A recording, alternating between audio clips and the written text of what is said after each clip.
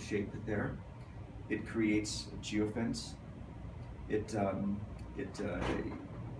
has the ability to store and process data locally.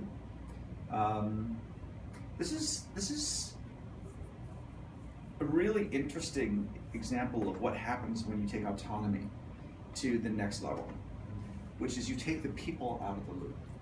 Right now, there's a one-to-one correspondence between operators and drones, which means that you can only have as many drones as you have pilots. But the whole concept of a pilot is outmoded. These don't need pilots, aside from regulation.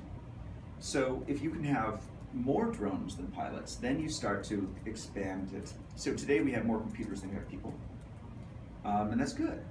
Computers operate them by themselves. And we should have more drones than people, but they're not flying over people's homes. They're not hobbies. They're just doing a job.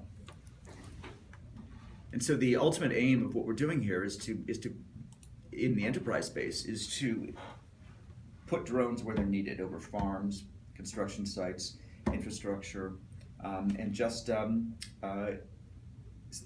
digitize the parts of the world that we want to manage better. You know, there's this phrase, you can only manage what you can measure. Well, most of the world we can't measure. And drones are the way that we can measure the world so that we can do a better job of managing it. Basically use the techniques that we learned on the web and start to apply them to the physical world. And if we